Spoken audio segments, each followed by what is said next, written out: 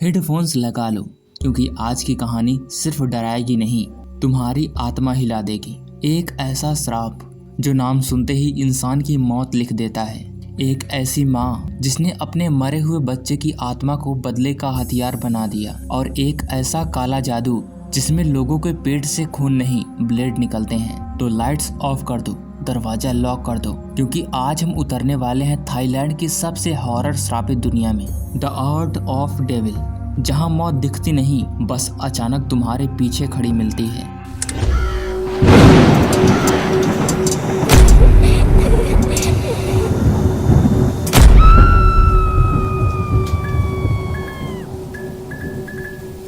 तो दोस्तों, कहानी की शुरुआत एक बड़े और बेहद डरावने बंगले से होती है, जहां रात के सन्नाटे में हर तरफ अजीब सा माहौल बना हुआ था। तभी हम नयन नाम की एक लड़की को देखते हैं जो घबराई हुई हालात में अपनी माँ के कमरे की तरफ भाग रही थी। उसके हाथों में एक छोटा सा बॉक्स था। जैसे वह कमरे में पहुंचती है, सामने का नजारा देखकर उसकी चीख निकल जाती है, क्योंकि उसकी माँ खून की उल्टियां कर रही थी। डर के मारे नयन तुरंत अपने छोटे भाई के कमरे में जाती है, लेकिन वहाँ की भी हालात और ज्यादा खौफनाक थी। उसका भाई खून से लथपथ जमीन पर पड़ा हुआ था। तभी अचानक फोन की घंटी बजती है। कांपते हाथ से नयन फोन उठाती है और दूसरी तरफ से एक रिपोर्टर होता है जो उसे तुरंत घर छोड़कर भाग जाने को कहता है। उसका कहना था कि मौत का जिम्मेदार इंसान अभी भी उसी घर में मौजूद है। इसके बाद कहानी हमें कुछ महीने पीछे ले जाती है। यहाँ हमारी मुलाकात बूम नाम की एक जवान लड़की से होती है, जो कि एक कंट्री क्लब में काम करती है। वहीं उसकी मुलाकात प्रार्थना नाम के एक अमीर लेकिन शादीशुदा आदमी से होती है। शुरुआत में दोनों के बीच सिर्फ बातचीत होती है, लेकिन धीरे धीरे उनका रिश्ता एक अफेयर में बदल जाता है।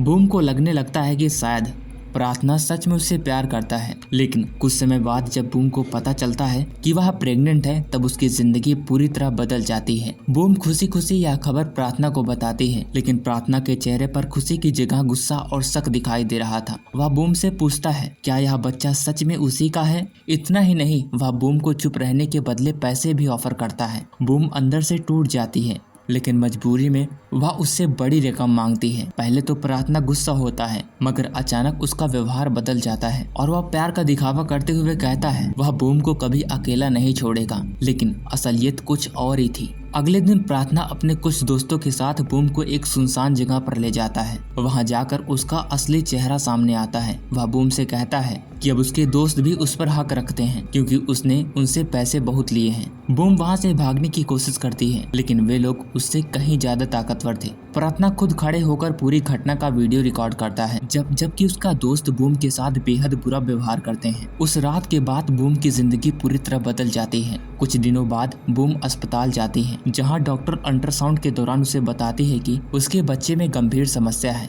डॉक्टर के मुताबिक अगर बच्चा पैदा हुआ तो उसकी जिंदगी सामान्य नहीं होगी। यह जानकर बूम बुरी तरह टूट जाती है। उसी शाम वह एक रेस्टोरेंट में पहुंचती है, जहां प्रार्थना अपनी दूसरी फैमिली के साथ अपनी छोटी बेटी का जन्मदिन मना रहा था। वहां पहुंचने से पहले बूम की दोस्त उसे फोन करके बच्चा गिराने की सलाह देती है, क्योंकि उसे भरोसा था कि प्रार्थना कभी भी इस बच्चे को नहीं अपनाएगी। लेकिन बूम अपने बच्चे को हर हाल में जन्म देना चाहती थी। रेस्टोरेंट के अंदर बूम सबके सामने प्रार्थना से और ज्यादा पैसे मांगती है। यह देखकर प्रार्थना आग बबूला हो जाता है। वह बूम को बाहर खींच कर ले आता है और गुस्से में उसके चेहरे पर पैसे फेंक देता है। वह उसे धमकी देता है कि यह आखिरी बार है जब वह उसकी मदद कर रहा है, और उसे अपनी फैमिली से दूर रहने को कहता है। लेकिन सबसे हैरानी वाली बात यह थी कि प्रार्थना की दूसरी पत्नी और उसके परिवार के लोग बूम को देखकर ज्यादा चौंकते नहीं, मानो वो पहले से ही सब जानते हो। इसके बाद करीब 6 महीने बीत जाते हैं।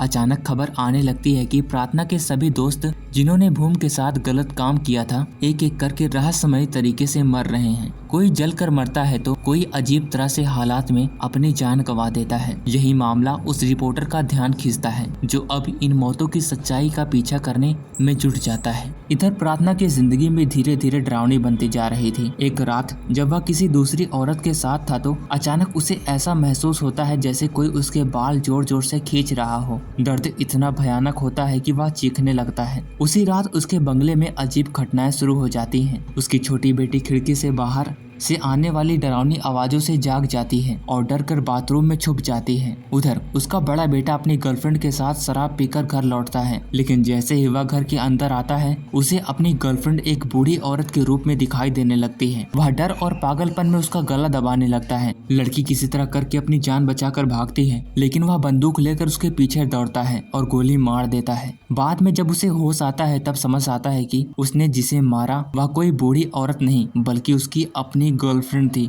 इसके बाद मौतों का सिलसिला और भी भयानक हो जाता है। प्रार्थना का एक बेटा अपनी बहन और गर्लफ्रेंड को मारने के बाद खुदकुशी कर लेता है। उसकी पत्नी हार्ट अटैक से मर जाती है। दूसरा बेटा सड़क पर मरा हुआ मिलता है और आखिर में खुद प्रार्थना की लाश भी उसके बीच हाउस में मिलती है। उसके शव के आसपास अजीब निशान बने हुए थे। वहाँ इंसानी नाखून पड़े थे, जैसे वहाँ पर किसी ने रिचुअल परफॉर्म किया हो। इसी बीच बूम कहीं से वापस लौट रही होती है। तभी रास्ते में उसे प्रार्थना और उसके पूरे परिवार की भयानक आत्माएं दिखाई देने लगती हैं। वह डर से कांप उठती है और तभी अचानक एक तेज रफ्तार गाड़ी उसे टक्कर मार देती है। कुछ समय बाद कोर्ट फैसला सुनाता है कि प्रार्थना की सारी संपत्ति उसकी पहली फैमिली को दे दी जाए। अब नयन और उसका परिवार उसी हवेली में रहने लगते हैं। वहाँ का माहौल बेहद डरावना था। नौकर आपस में बात करते हैं। इस घर में मरने वालों की आत्माएं आज भी भटकती हैं। धीरे धीरे नयन को भी अजीब दिखने लगता है। कभी उसे बाथरूम में कोई परछाई दिखाई देती है तो कभी उसका छोटा भाई किसी अनजान इंसान के साथ खेलता हुआ दिखाई देता है, जबकि बाकी लोगों को भी वहाँ कोई न कोई दिखाई देता था। अगले दिन नयन अपनी दोस्त के कहने पर मंदिर जाती है। उसकी दोस्त को यकीन था कि उसके ऊपर कोई बुरी शक्ति का साया है। वहाँ एक तांत्रिक जैसा आदमी नयन के लिए पूजा करता है और उसके आसपास मंडरा रही नकारात्मक शक्तियों को दूर करने की कोशिश करता है। पूजा खत्म होने के बाद नयन प्रसाद चढ़ाती है, लेकिन तभी एक भिखारी वह प्रसाद खा लेता है और यहीं से शुरू होता है असली डर, क्योंकि उस प्रसाद के साथ कुछ ऐसा जुड़ा हुआ था जो अब एक नई मौत को जन्म देने वाला था। जिस भिखारी ने मंदिर में प्रसाद खाया था वह अचानक अजीब हरकतें करने लगता है। उसकी आंखें डरावनी हो जाती हैं और वह पागलों जैसी बात करने लगता है। यह देखकर नयन और उसकी दोस्त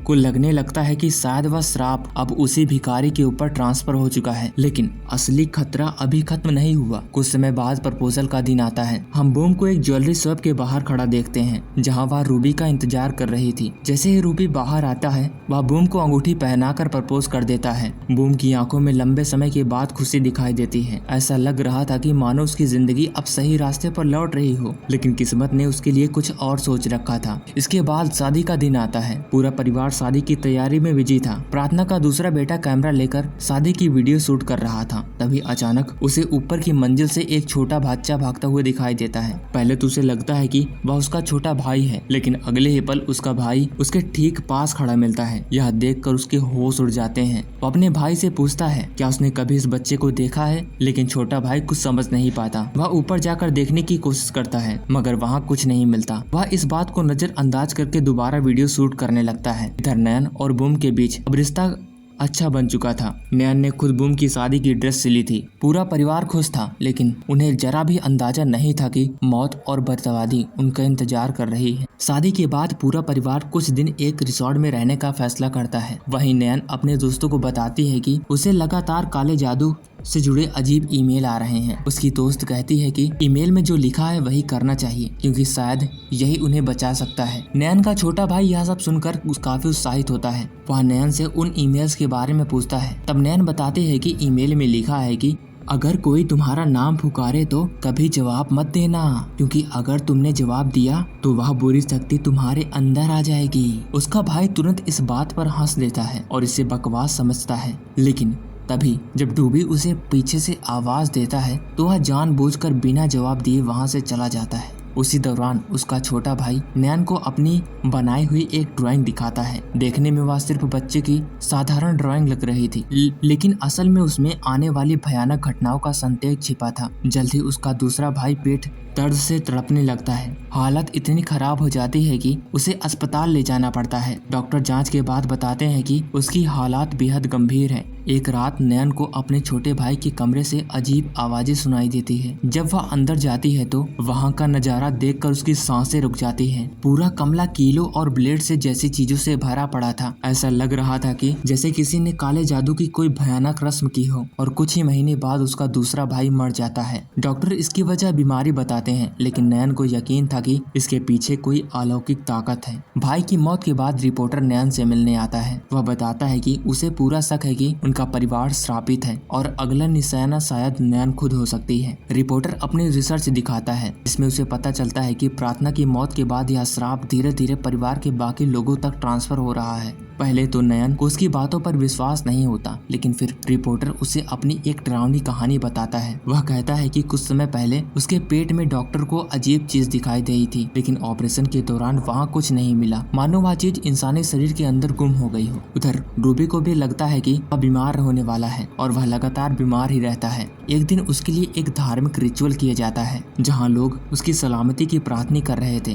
तभी अचानक रूबी जोर जोर से खून की उल्टियाँ करने लगता है, लेकिन सबसे डरावनी बात यह थी कि उस खून के साथ कई सारे ब्लेड भी बाहर निकल रहे थे। वहाँ मौजूद लोग सिर्फ खून दिखाई देता है, ब्लेड नहीं। कुछ ही देर में रूबी मर जाता है और उसका अंतिम संस्कार कर दिया जाता है, लेकिन उसकी राख में वही ब्लेड निकलते हैं। यह देखकर नयन को पूरा यकीन हो जाता है कि उसका परिवार बेहद खतरनाक काले जादू में फंस चुका है। एक दिन नयन अपने छोटे भाई के कमरे में जाती है, जहां उसे एक सफेद बालों वाली छोटी बच्ची दिखाई देती है। वह बच्ची उसके भाई के साथ खेल रही थी और उसे अपने साथ खेलने के लिए बुलाती है। अगले ही पल वह अचानक गायब हो जाती है। तब उसका छोटा भाई बताता है कि वह बच्ची उसकी दोस्त है और वही उसे ड्राइंग बनाना सिखाती है। नयन यह सुनकर डर जाती है, लेकिन उसे समझ नहीं आता कि आखिर वह बच्ची कौन है। अब घर में हर किसी को भूत दिखाई देने लगते हैं। नयन की माँ भी डरावनी परछाई देखने लगती है। रिपोर्टर यह सब जानने के बाद एक पादरी को बुलाता है, ताकि वह घर को शुद्ध करके बुरी आत्माओं को बाहर निकाल सके। पादरी घर आते ही कहता है कि एक आत्मा लगातार इस परिवार का पीछा कर रही है, लेकिन उसे यह पता नहीं था कि वही सफेद बालों वाली बच्ची उनके पीछे खड़ी यह सब देख रही है।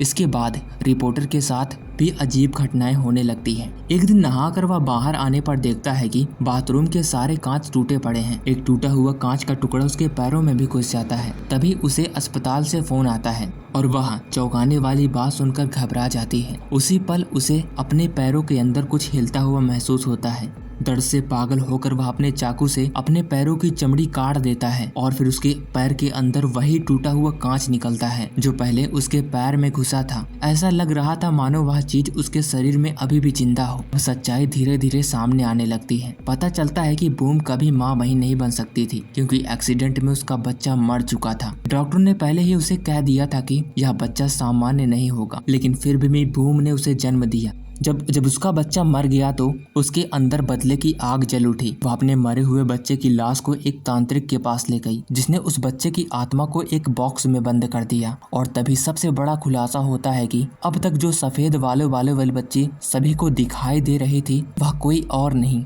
बल्कि बूम की मरी हुई बेटी थी। वही बच्ची पूरे परिवार के पीछे पड़ी हुई थी। एक रात वह बच्ची नयन को नींद से उठाती है और नीचे आने का इशारा करती है। डरी हुई नयन उसका पीछा करती है। नीचे पहुंचकर वह बच्ची एक बुक शेल्फ के पास बैठ जाती है और अचानक गायब हो जाती है। जब नयन वहां जाकर चेक करती है तो उसे एक पुराना बॉक्स मिलता है। जैसे ही वह बॉक्स खोलती है तो उसके होश उड़ जाते हैं। बॉक्स के अंदर एक मरे हुए बच्चे की लाश रखी थी। जब वह उसके पास रखा बर्थ सर्टिफिकेट देखती है तो उसे पता चलता है कि यह बच्चा बूम का था। तभी नयन को एहसास होने लगता है कि कहानी की शुरुआत में जो बॉक्स वह अपनी माँ के पास से लेकर भागी थी, यही वही बॉक्स था। अब सारी कड़ियां जुड़ चुकी थी। परिवार के साथ जो भयानक घटनाएं हो रही थी, उन सब के पीछे बूम थी। अपने बच्चे की मौत, अपने साथ हुए अत्याचार का बदला लेने के लिए उसने काले जादू का सहारा लिया। उसने एक शक्तिशाली तंत्रिका की मदद से अपने बच्चे की आत्मा को इस्तेमाल किया और अब वह आत्मा प्रार्थना के पूरे परिवार को खत्म करने निकली थी। असल में बूम अपने बदले की आग में पूरी तरह जल चुकी थी रहा था। अब कहानी फिर से प्रेजेंट टाइम में लौटती है। बूम नयन की माँ को घसीटते हुए लाती है और नयन को धमकी देती है, अगर उसने उसकी बात नहीं मानी तो उसका हाल भी उसकी माँ जैसा होगा। बूम नयन से प्रॉपर्टी के कागज पर साइन करने को कहती है ताकि सारी संपत्ति उसके नाम हो जाए, लेकिन गुस्से में नयन बूम को धक्का दे देती है। बूम का सिर दीवार से टकराता है और वो वहीं बेहोश हो जाती है। तभी वहाँ रिपोर्टर भी पहुंच जाता है और नयन की मां को बचाकर बाहर निकालता है। दूसरी तरफ नयन अपने छोटे भाई को बचाने के लिए दौड़ती है, लेकिन तब तक बूम वहां से भाग चुकी थी। भागने के बाद वह दोबारा जादूगर से संपर्क करती है और बताती है कि रिपोर्टर अभी जिंदा है। वह उसे खत्म करने का आदेश देती है। इधर अस्पताल में डॉक्टर को पता चलता है कि नयन के छोटे भाई की पेट में कोई अजीब सा छोटा सा जीव है जो धीरे धीरे बड़ा होता जा रहा है। डॉक्टर को लगता है कि शायद उसने गलती से कुछ निगल लिया होगा, लेकिन असलियत उससे कहीं ज्यादा डरावनी थी। उधर नयन अपने छोटे भाई को हर जगह ढूंढ रही थी। तभी उसे एक सुनसान बिल्डिंग में दिखाई देता है जहां वह सफेद बालों वाली बच्ची की आत्मा भी खड़ी थी। उसी देर बाद नयन को अपनी माँ भी दिखाई देती है जो पूरी तरह बूम के काबू में थी। उसके माँ को खून की उल्टियाँ हो रही थी और बूम उसे नयन को गोली मारने का आदेश देती है। बूम के असर में आकर नयन की माँ बंदूक उठा लेती है। नयन अपनी माँ को होश में लाने की कोशिश करती है और आखिरकार उसकी माँ को एहसास हो जाता है कि वह अपनी बेटी के ऊपर बंदूक ताने हुए है। यह सच जानकर वह खुद को गोली मार लेती है। इधर रिपोर्टर जादूगर के घर पहुँचता है और उसे गुस्से में गोली मार देता है, लेकिन उसी दौरान वह गुड़िया जिस पर रिपोर्टर के लिए काला जादू किया जा रहा था आग में गिर जाती है। जैसे ही डॉल आग में जलती है, रिपोर्टर का शरीर भी आग से जल उठता है। वह दर्द से तड़पने लगता है। अब आखिरी मुकाबला शुरू होता है। नयन बूम से हाथ जोड़कर कहती है वह उसे और उसके छोटे भाई को छोड़ दे, लेकिन बूम बदले की आग में इतनी अंधी हो चुकी थी कि वह किसी की बात सुनने को तैयार नहीं थी। तभी अचानक उसका पैर फिसल जाता है और वह बिल्डिंग से नीचे गिरने लगती है। नयन उसे बचाने के लिए अपना हाथ बढ़ाती है, लेकिन तभी वहाँ वही सफेद बालों वाली लड़की दिखाई देती है, बूम की मरी हुई बेटी। वह इशारों में अपनी माँ से कहती है अब यह सब खत्म कर दो। उसी पल बूम को एहसास होता है कि उसने बदले की आग में सब कुछ खो दिया। आखिरकार बूम खुद नीचे गिरकर मर जाती है। दूसरी तरफ नयन का छोटा भाई भी बिल्डिंग से गिरने वाला था, लेकिन उसी बच्चे की आत्मा ने उसकी जान बचा ली। शायद पहली बार उस मासूम आत्मा ने किसी की जान न ली हो। और इसी के साथ यह मूवी यहीं पर खत्म हो जाती है। एंडिंग सीन में हम नयन को रिपोर्टर के घर में बैठकर रिकॉर्डिंग करते हुए देखते हैं। वह बताती है कि रिपोर्टर की ब्लैक मैजिक वाली रिसर्च बिल्कुल सही थी, क्योंकि जब कुछ उसकी फैमिली के साथ हुआ वह काले जादू की वजह से हुआ। और इसी के साथ यह मूवी यहीं पर खत्म हो जाती है। दोस्तों, यह मूवी था आर्ट ऑफ द डेविल का फर्स्ट पार्ट। अगर आप इसका सेकंड पार्ट चाहते हैं तो कमेंट बॉक्स में लिखिए पार्ट 2, हम आपके लिए जल्दी लेकर आएंगे। लेकिन इससे पहले अगर आपको वीडियो पसंद आए हो तो वीडियो को लाइक करें, चैनल को भी सब्सक्राइब करें। मिलते हैं किसी और वीडियो में, तब तक till then take care, bye bye.